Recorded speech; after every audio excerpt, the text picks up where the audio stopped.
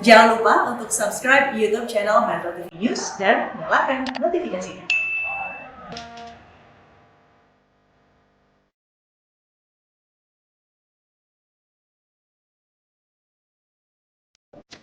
Pemirsa, di tengah penyebaran COVID-19 yang semakin menggila, perdebatan perihal resep apa yang paling mujarab untuk mengendalikannya pun mengemuka. Pemerintah mengambil opsi untuk menegakkan PPKM berskala mikro. Hal ini menjadi jalan tengah untuk melakukan pengetatan mobilitas warga sekaligus menyelamatkan ekonomi rakyat yang kian terdampak pandemi. Pemirsa, inilah editorial Media Indonesia hari Jumat 25 Juni 2021 dengan tema Kukuh Usung PPKM Mikro. Bersama saya, Kevin Egan. Kami juga mengundang partisipasi Anda di saluran telepon di 021 583 9900. Pada pagi hari ini saya sudah bersama dengan anggota Dewan Redaksi Media Group, Don Bosco Selamun. Bang Don, apa kabar Bang Don? Baik, Egan. Masih sehat. Masih sehat Bang Masih. Ya? Semoga kita semua dalam keadaan sehat. Buat Anda juga pemirsa juga selalu sehat. Betul. Jangan keluar rumah kalau tidak perlu-perlu amat Bang Don. Karena penambahan jumlah kasus baru COVID-19 kemarin ini mencapai 20.000 Bang. Dari hari sebelumnya 15.000. Dari sebelumnya 15.000. Dari sebelumnya di bawah 10.000 dan sekarang tadi 20.000. Ya. Ini kan sudah diprediksi, cuman prediksinya ternyata lebih besar dari perkiraan semula. Lebih besar? Saya ingat Wakil Menteri Kesehatan Pak Dante itu bilang pada akhir Juni itu kira-kira akan naik 50%. Yang terjadi sekarang itu lebih dari 50%. Oke. Dan itu sekarang sudah 90%, bahkan di DKI itu 300-an sampai sekian, di atas itu lagi gitu. Jadi kalau lihat gimana, karena ada varian baru. Dan saya kira sudah diingatkan sejak 3 atau 4 minggu lalu bahwa varian baru itu sudah ada di Indonesia. Dan kita masih seperti biasa saja. Dan sepertinya kita tidak percaya pada sains. Akhirnya kejadian, tidak percaya pada perkiraan-perkiraan yang berbasis pengetahuan. Iya. Dan kita tetap tidak disiplin. Sekarang hasilnya seperti ini. Seperti ini. Jadi ini adalah cermin tingkat kedisiplinan kita. Jadi kalau ya tentu virusnya memang ganas dan multifikasi model tipe baru ini atau strain baru ini begitu cepat. Ya, Tetapi kata kuncinya sebetulnya tetap kalau saja kita tetap patuh atau lebih disiplin untuk menjalankan protokol kesehatan dan terutama menggunakan masker dengan disiplin, mungkin kita bisa lebih tertolong. Ya, betul Bang. Ini informasi pertama kita di Media Indonesia pada hari ini untuk kemudian menanggulangi kasus yang semakin memuncak, Bang Don. Ini vaksinasi digenjot, Bang. Rencananya bahkan 2 juta dosis per harinya.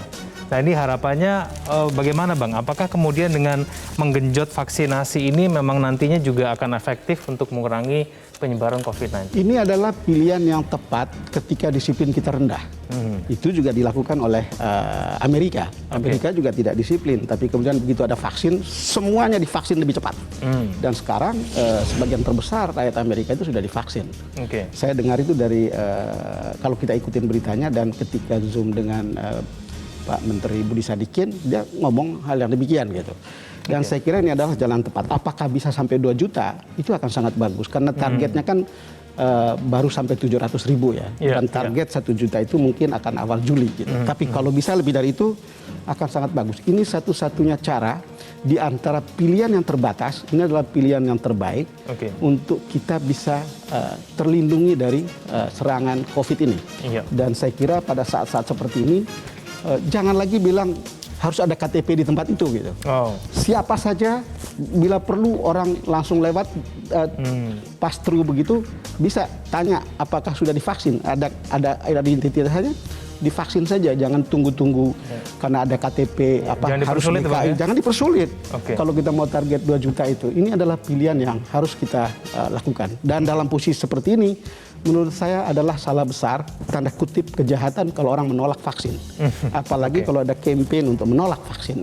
Gitu ya, kan? Baik, kita tinggalkan dulu sedikit mengenai COVID-19, Bang Don. Kita ke informasi lainnya di Harian Media Indonesia yang disampaikan pada edisi hari ini. Ini berkaitan dengan SKB Undang-Undang ITE yang sudah diterbitkan oleh 3 menteri, Bang ya. Seberapa besar kemudian harapan kita ini pengaruhnya terhadap Undang-Undang ITE, Bang? Ya tentu ini sangat baik ya. Kita ingin dunia digital kita itu bersih. Tetapi juga kita tidak ingin ada penyalahgunaan dunia sosmed untuk kepentingan-kepentingan yang tidak bertanggung jawab, termasuk mencemarkan nama baik. Tetapi soal mencemarkan ini kan pasal karet ya. Pasal karet yang sangat elastis dan untuk untuk masyarakat di mana penguasa itu otoritarian, ini sering digunakan untuk membungkam kritik. Dan saya kira kalau sudah ada seperti ini, kita selangkah lebih maju karena akan menghindari multitafsir terhadap terhadap undang-undang ITE ini yang selama ini diributkan oleh banyak orang.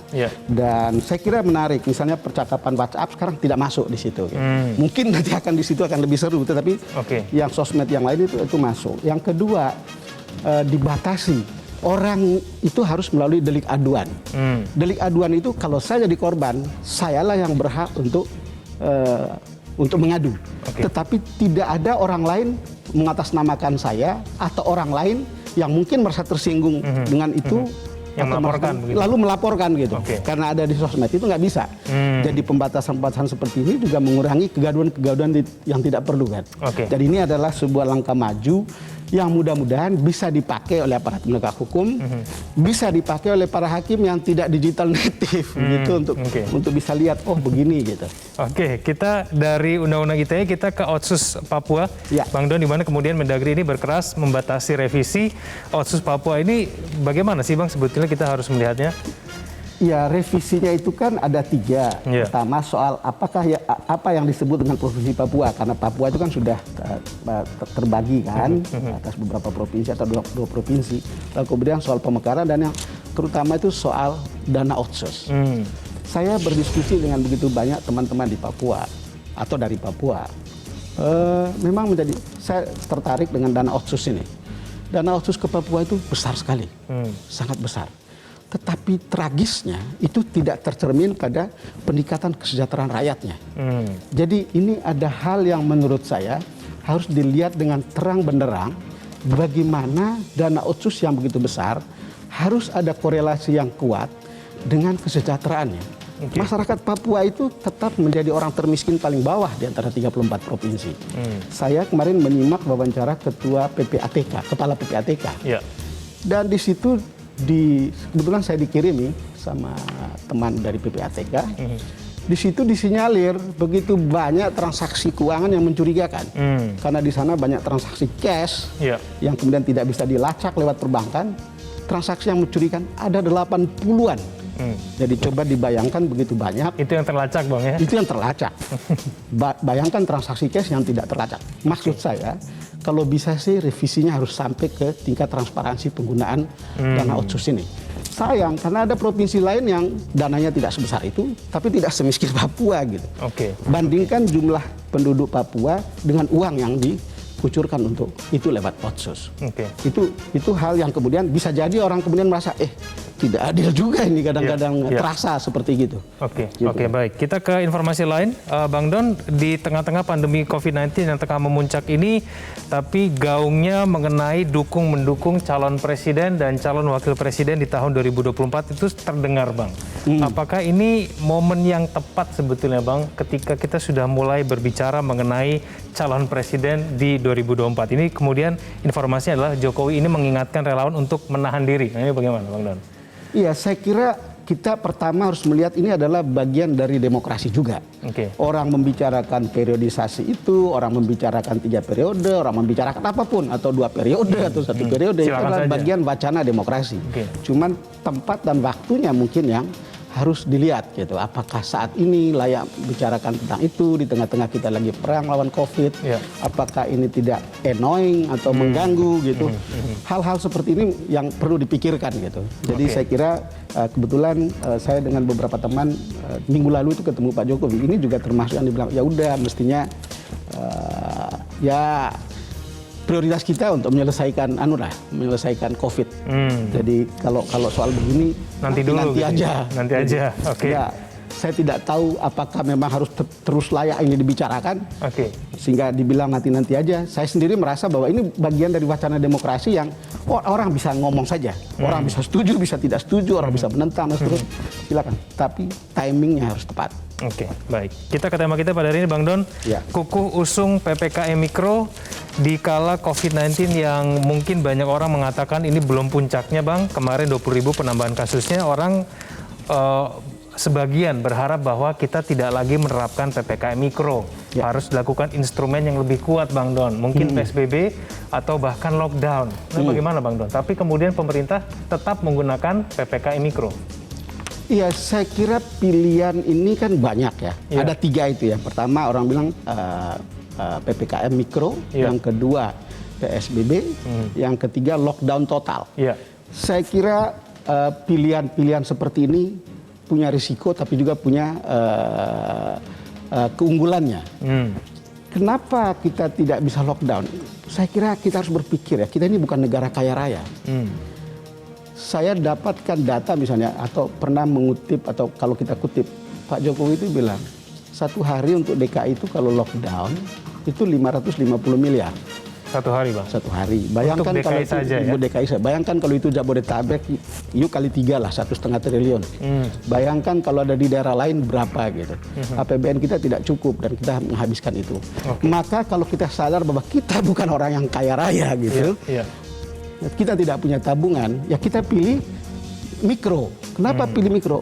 Sekarang kita tahu bahwa persebaran penularan COVID itu sifatnya komunal. Kalau sifatnya komunal, kita tahu fokus ada di sana. Di tengah-tengah situasi rakyat kita yang tidak disiplin, itu tidak bisa mendisiplinkan satu kali satu bangsa ini atau satu kota besar ini. Tapi kita bisa mendisiplinkan 1 orang 1 RT, 1 orang 1 kelurahan, 1 RW, bisa kita disiplinkan. Itu lebih realistis. Di situ ada Babinsa, di situ ada polisi, di situ ada RT, di situ ada Pemda. Menurut saya itu lebih realistis. Satu. Kedua, kita juga bisa lebih realistis kalau PPKM ini berjalan. Orang bisa bikin dapur umum di situ. Dapur umum tetangga, RT tetangga bisa lakukan itu. Orang lain bisa lakukan itu. Menurut saya sih kita jangan hipokrit yang begini. Orang selalu bilang, apakah kesehatan tidak lebih penting dari ekonomi? Tentu semua orang tahu bahwa kesehatan itu lebih penting. Tapi bagaimana caranya kita sehat? Yaitu kembali pada diri kita, soal pertama tadi disiplin. Kedua, kalau dengan mikro, ini jauh lebih realistis. Percaya bahwa mendisiplinkan begitu banyak orang itu susah gitu. Jangan mendisiplinkan satu kantor aja susah gitu. Apalagi begitu banyak orang. Kecuali kalau di negara komunis kan jelas itu aturannya. Maka kalau kita mikro, itu jauh lebih realistis. Seperti kata saya tadi, itu ada petugas yang ada di situ, tidak perlu terlalu banyak. Kalau ada 100 RT di Jakarta yang harus lockdown, mikro itu mungkin gitu. Karena itu kecil, mendisiplinkan, sekali lagi mendisiplinkan dalam skala yang lebih kecil itu mungkin gitu. Bahkan Pak RT-nya juga bisa mendisiplinkan harganya gitu. Paling tidak orang razia masker dan seterusnya bisa dilakukan. Karena itu pilihannya ini lebih realistis gitu. Persoalannya adalah apakah kita selama ini, kan itu kan kenapa tetap pilihan yang seperti ini. Apakah kita konsisten dengan pembatasan skala mikro ini? Apakah kita konsisten? Dan ternyata kalau lihat dari penjelasan Presiden, selama ini belum konsisten. Belum efektif, Bang. Iya, berbagai survei memperlihatkan, misalnya beberapa survei memperlihatkan itu hanya 40% atau 50%. Coba bayangkan kalau bisa 100% gitu. Dan sekarang pola penularannya itu kan betul-betul bersifat komunal. Jadi kalau komunal ya penegakannya juga harus komunal. Itu aja, logikanya begitu. Baik. Bang Don, kita akan berbicara lebih banyak nanti. Kita akan ikuti dulu paket informasi berikut ini. Pemirsa, inilah editorial Media Indonesia, Kuku usung PPKM Mikro.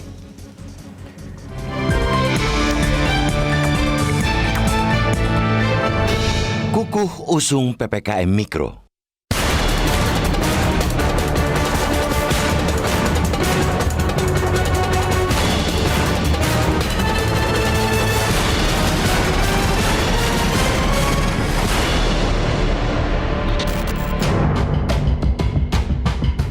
Di tengah penyebaran COVID-19 yang semakin menggila, perdebatan perihal resep apa yang paling mujarab untuk mengendalikannya pun mengemuka. Ada 3 cara yang menjadi silang sengketa. Ketiga cara itu, pertama, tetap setia pada kebijakan pemberlakuan pembatasan kegiatan masyarakat atau PPKM Mikro. Kedua, pemerintah semestinya menerapkan kembali pembatasan sosial berskala besar atau PSBB. Adapun yang ketiga, ini yang paling ekstrim. sudah saatnya opsi lockdown atau karantina wilayah diambil.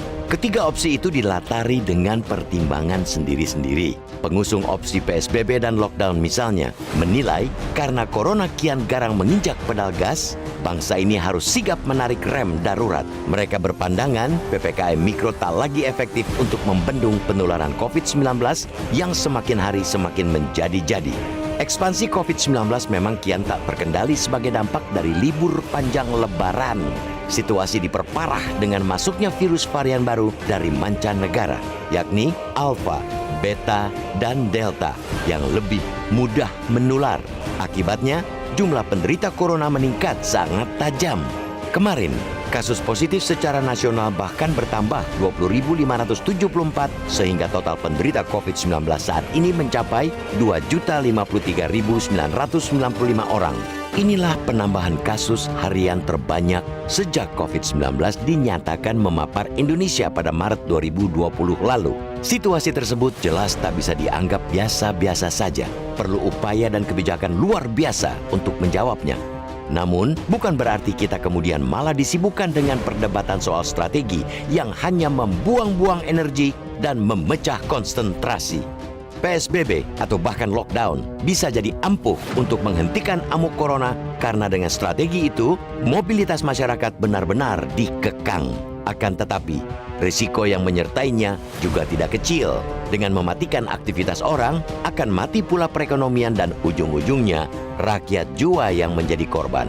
Pada konteks itulah, ketetapan Presiden Joko Widodo untuk kukuh mempertahankan PPKM Mikro sebagai strategi meredam keganasan corona patut didukung. PPKM Mikro memang tidak seketat PSBB atau lockdown, tetapi di dalamnya juga menggariskan poin-poin pembatasan. Kenapa ia tidak efektif? Meski sudah beberapa bulan diterapkan, jawabannya ialah lemahnya eksekusi di lapangan. PPKM Mikro adalah instrumen untuk menekan mobilitas dan membuat masyarakat mematuhi protokol kesehatan. Faktanya, masih banyak yang abai, ngeyel, bahkan bebal. Faktanya lagi otoritas terkait cenderung membiarkan pengabaian itu. Banyak pelanggaran, tetapi sedikit yang ditindak. Banyak pembatasan, tetapi tidak sedikit warga masyarakat tetap menikmati kebebasan seakan keadaan masih baik-baik saja. Ketegasan dan konsistensi dalam menegakkan aturan PPKM Mikro oleh pemerintah daerah adalah kunci keberhasilan mengatasi pandemi. Bukan saatnya lagi cuma menebar imbauan. Sudah lewat masanya sosialisasi atas nama keselamatan rakyat. Inilah waktunya pemerintah menggunakan kekuasaan yang diberikan undang-undang untuk memaksa masyarakat patuh.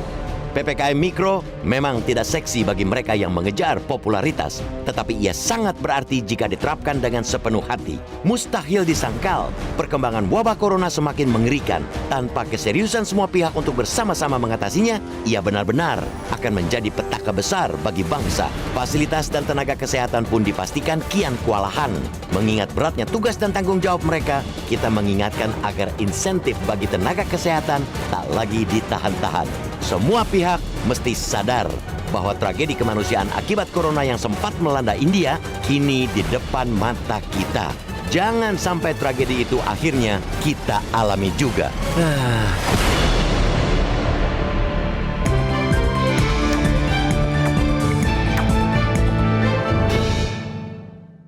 Sampaikan pendapat Anda bisa kontak kami di saluran telepon 021 583 9900. Kami akan kembali usai jeda berikut ini.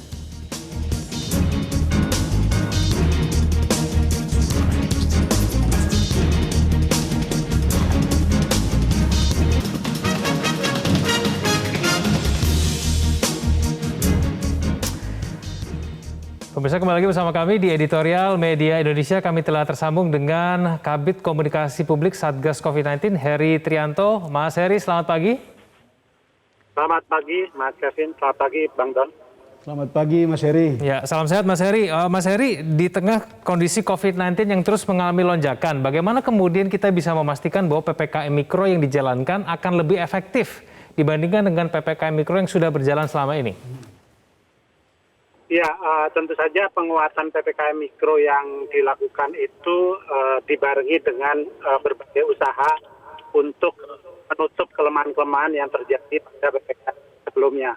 Salah satunya adalah memastikan penegakan hukum yang dilakukan dengan menambah lebih banyak petugas kepolisian maupun TNI Polri untuk melakukan operasi justisi bersama Satgas COVID di daerah masing-masing, terutama untuk di daerah merah. Kemudian yang kedua sebenarnya yang harus dilihat itu adalah kebijakan pembatasan kegiatan masyarakat kabupaten kota berdasarkan zonasi. Itu juga mendapatkan penekanan karena untuk daerah-daerah yang zona merah itu secara langsung kegiatan masyarakatnya dibatasi secara lebih ketat seperti work from home itu work from office itu maksimal 25%, dine-in untuk restoran 25%, tempat ibadah ditutup sama sekali dan seterusnya. Jadi ini mudah-mudahan bisa menekan mobilitas masyarakat dan pada gilirannya menurunkan laju penularan. Yang akan mengawasi bahwa PPKM Mikro ini betul-betul dijalankan efektif atau tidak itu nanti siapa, Mas Heri? Ya, seperti arahan setiap lapisan atau struktur dalam pemerintahan yang terlibat itu harus mengeluarkan effort yang lebih besar, terutama memang kepala daerah, kemudian Bapak Kapolri dan Panglima TNI juga sudah ditugaskan secara khusus untuk mengawal pelaksanaan PPKM Mikro ini. Jadi ini langsung di bawah dua komando besar dari Panglima TNI dan Kapolri, kemudian juga oleh Satgas Penanganan COVID-19. Baik, Mas Heri Trianto, terima kasih telah bergabung bersama kami di Editorial Media Indonesia. Pemirsa jangan kemana-mana, kami akan kembali usai jeda Headline News pukul 8 waktu Indonesia bagian Barat.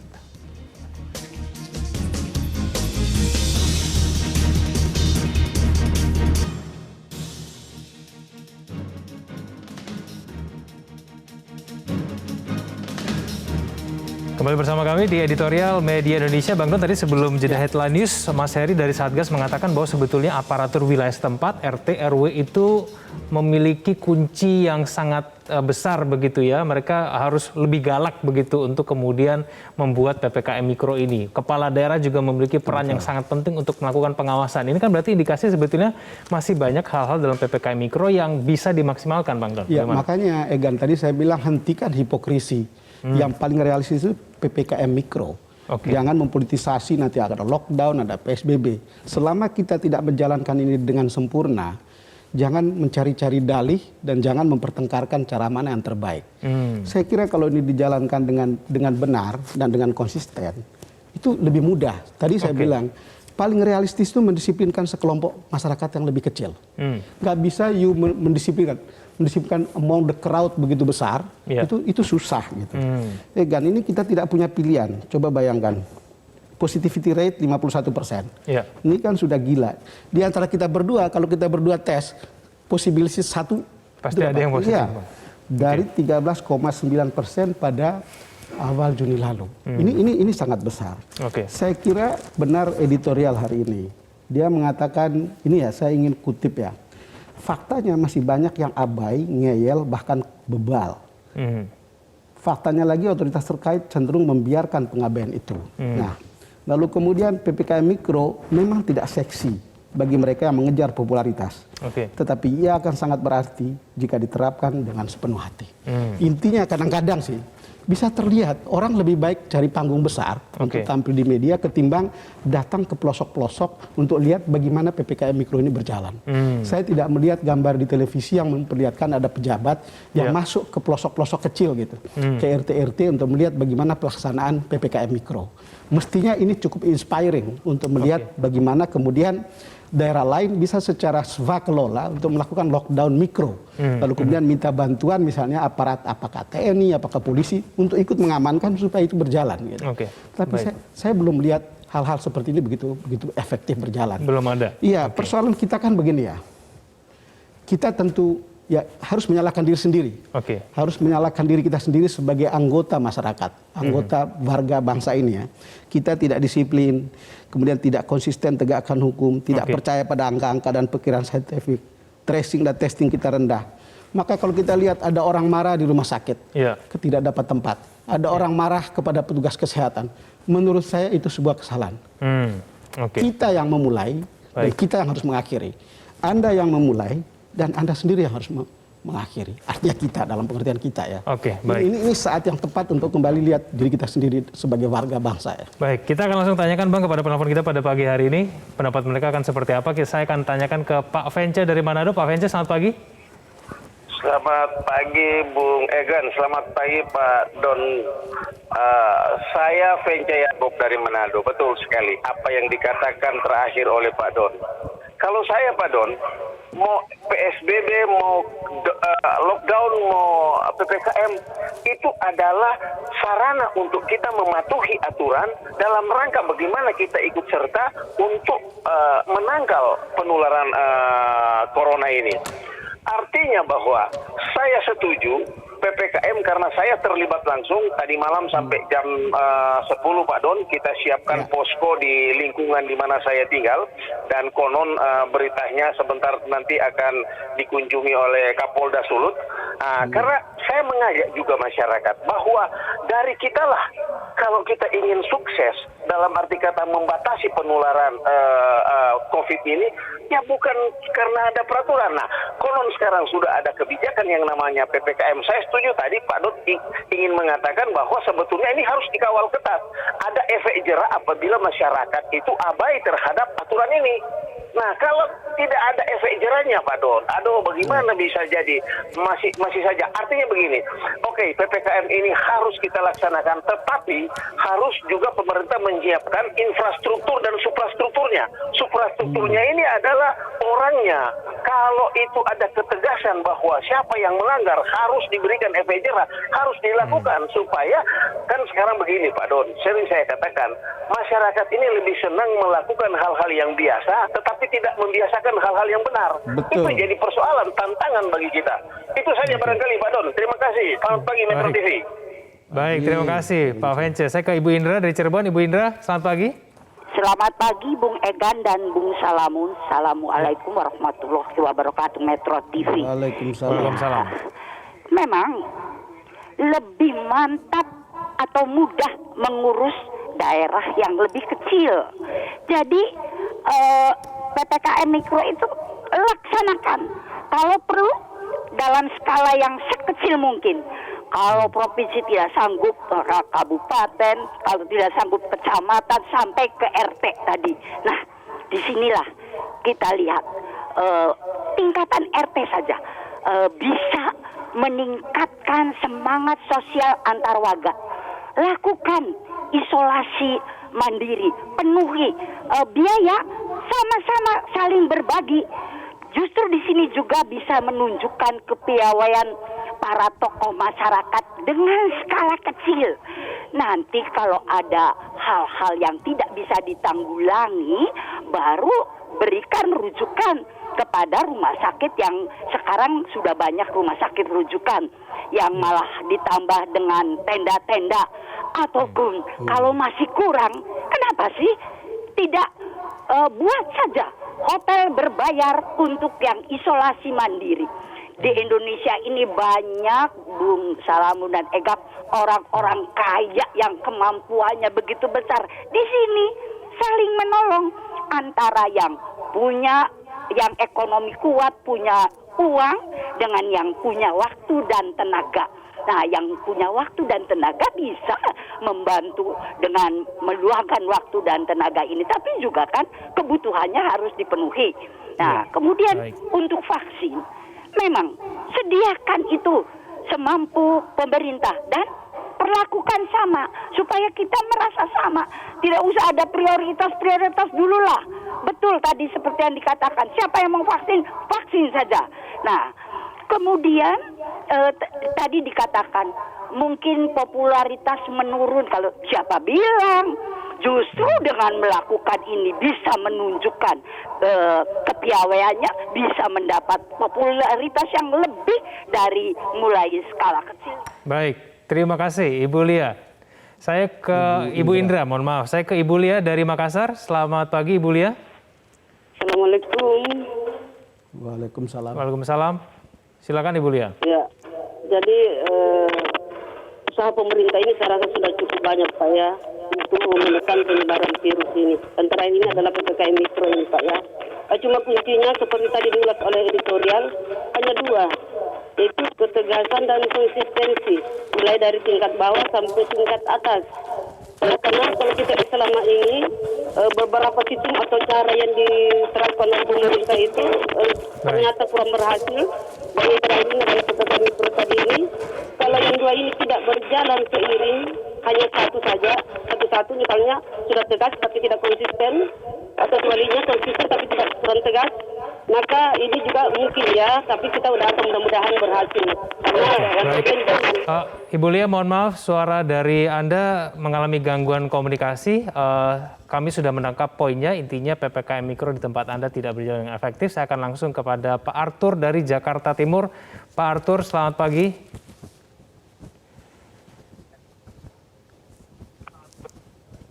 Selamat pagi, Pak. Ya, silakan Pak Arthur. Halo. Selamat pagi. Pagi ini senang mendengarkan editorial Metro TV, Media Indonesia. Saya sangat setuju dengan Pak Don yang dibahas terakhir itu, bahwa Pak Don belum pernah melihat ke bawah itu ada pejabat keliling, itu benar itu. Kita di sini Jakarta sudah beberapa minggu ini atau minggu yang lalu, mungkin bahkan 2 minggu yang lalu sudah ditetapkan zona-zona merah. Kami tinggal di Balai Kambang, Kelurahan Balai Kambang. Ini juga termasuk zona merah. Tapi seperti yang Pak Don bilang itu, menurut saya juga belum ada lihat, kami warga di sini belum ada lihat seperti yang dibilang Pak Don itu. Tapi PPKM Mikro di wilayah Anda sendiri efektif atau tidak, Pak Arthur?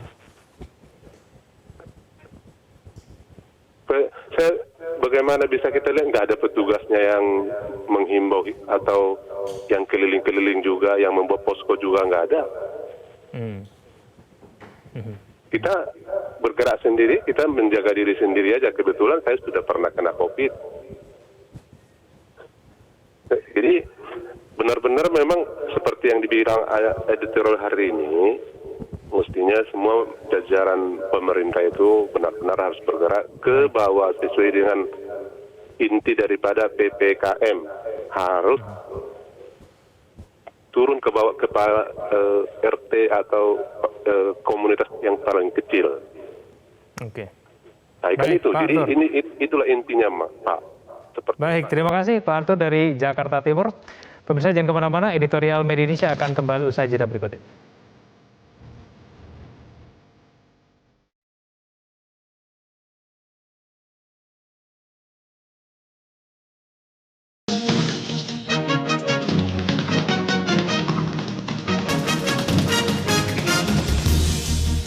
Kembali bersama kami di editorial Media Indonesia. Bang Don, tadi sebelum jeda kita sudah mendengarkan bersama bagaimana kemudian tanggapan dari penelpon, dan apa yang kemudian dikatakan oleh Bang Don itu ternyata diiyakan oleh para penelpon. Bagaimana Bang Don? Saya kira kembali lagi ini adalah mencoba untuk bersikap realistis. Oke. Jangan hipokrit, jangan mengada-ada, dan jangan mempolitisasi keadaan seperti sekarang. Kembali lagi, saya bukan soal membela seorang Presiden Jokowi yang ingin menerapkan ini. Yeah. Tapi problem kita adalah memang ada juga sengkarut politisasi dalam persoalan seperti ini. Dan itu seolah-olah menjadi soal yang kita bertengkar untuk hal yang sebetulnya tidak produktif. Okay. Sekali lagi, jalankan saja PPKM Mikro ini, dan kalau itu konsisten, tentu tidak sempurna. Tetapi ini jauh lebih realistis untuk kita. Kita bukan negara kaya. Misalnya kita lockdown dah DKI. DKI nggak bisa lockdown sendirian. Harus menjadi Jabodetabek. Karena kalau tidak ada gunanya juga. Karena setelah itu kan orang dari Jabodetabek setelah masa lockdown akan masuk lagi ke sini. Dan itu berarti bisa menjangkitkan lagi gitu. Jadi coba bayangkan situasi seperti ini gitu. Kalau keadaannya begini, sekali lagi kita betul-betul berharap pada Pemda untuk sangat serius bekerja dengan hati untuk sampai ke tingkat bawah. Tadi para penonton kita berharap supaya mereka sampai ke tingkat paling bawah. Jangan menjadikan ini sebagai panggung politik untuk show, untuk memperlihatkan bahwa kita bekerja tapi sekedar ngomong. Gitu. Benar sekali Ibu Indra, tadi. Iya. Saya kira dia betul sekali ngomongnya. Lalu kemudian kita harus lihat, ini kan ada keluhan ya dalam proses dalam pelaksanaan otonomi kita. Iya. Itu hari saya ikut Zoom dengan Pak Menteri Kesehatan. Kemarin Zoom dengan Menteri Pendidikan, Iya. Nadiem Makarim. Semua mengalami keluhan bagaimana kebijakan pusat ini tidak efektif dilakukan di daerah masing-masing karena ada varian-varian politik yang berbeda gitu. Jadi kita juga harus realistis tentang ini gitu. Oke. Tetapi kembali kepada pernyataan Ibu Indra, kalau you mau cari popularitas, ini saat terbaik. Sukses Anda menyelesaikan COVID di daerah, itu adalah panggung terbaik yang Anda punya untuk maju dalam pilkada serentak tahun 2024. Tidak perlu babi bu. Tapi kalau Anda bisa melaksanakan dengan baik, selesai kampanye Anda sebetulnya. Dan ingat, kalau ada yang berakhir tahun 2022, ada yang berakhir tahun 2023, mudah-mudahan ingatan publik tentang sukses dan kegagalan para pemerintah daerah menangani COVID ini bisa menjadi catatan rakyat masing-masing begitu. Itu lebih jauh efektif, Bang ya. Itu betul. Baik, Bang Don, buat orang yang mungkin masih ingin lockdown, Bang, ini mungkin karena melihat daerah sekitarnya mereka masih banyak orang yang tidak tertib. Banyak yang mungkin mengenakan masker saja sudah malas begitu. Harapannya ketika dilakukan lockdown ataupun mungkin PSBB yang tingkatannya lebih tinggi begitu dibanding PPKM Mikro, orang-orang seperti ini tuh orang akan lebih mudah untuk ngikut dengan peraturan begitu, akan mudah di lockdown gitu. Bagaimana, Bang Don? Ya, kita tidak punya cukup. Ya, ini kan cerita soal pendisiplinan ini kan dari A sampai Z, dari atas sampai bawah. Bawahnya disiplin, tapi penegak hukumnya belum tentu. Penegak hukumnya ingin tegak, banyak orang lain yang tidak bisa mengikuti atau tidak mau mengikuti. Jadi memang variannya begitu besar. Jadi tidak semudah seperti yang kita bicarakan juga, bahwa lockdown itu akan dengan sendirinya bisa membuat orang lebih tertib gitu. Kecuali di negara memang harus memaksakan. Kalau di Cina kan memang tidak ada pilihan. Gitu. Di negara-negara otoriter memang mau nggak diperlakukan seperti itu gitu. Nah, kita kan tidak memilih seperti itu dan akhirnya pilihan kita, kalau you tidak disiplin, itu sesuatu yang given, Anda kurang disiplin. Maka sekarang Anda harus terima vaksin. Tidak ada pilihan dan itu harus segera gitu. Dan itu tadi, vaksin itu nggak usah tunjuk harus dari KTP mana, begitu dia lewat, ayo vaksin. Supaya supaya tercapai misalnya jumlah entah 2 juta, entah 1 juta per hari gitu. India sekarang belajar dari situasi kemarin, mereka itu sangat cepat vaksinnya, bahkan lebih tinggi dari Indonesia gitu sekarang. Iya, bahkan mulai menurun ya, Bang. Betul. Baik, kita berharap semoga kemudian PPKM Mikro ini betul-betul bisa efektif berjalan, Bang. Betul. Dan kemudian lonjakan kasus COVID-19 betul-betul bisa. Masih ada ruang untuk bisa jalankan ini dengan baik. Masih ada ruang, gitu. baik. Bang Don, terima kasih telah bersama kami pada pagi hari ini di editorial Media Indonesia. Selamat pagi, Bang. Selamat pagi. Pemirsa, mustahil disangkal perkembangan wabah corona semakin mengerikan tanpa keseriusan semua pihak untuk bersama-sama mengatasinya. Ini benar-benar akan menjadi petaka besar bagi bangsa. Kini saatnya setiap elemen bangsa sama-sama berkontribusi untuk menyelamatkan Indonesia dari ancaman COVID-19. Caranya adalah patuhi protokol kesehatan, batasi mobilitas, dan jalani vaksinasi. Terima kasih Anda telah menyaksikan editorial Media Indonesia. Selamat pagi.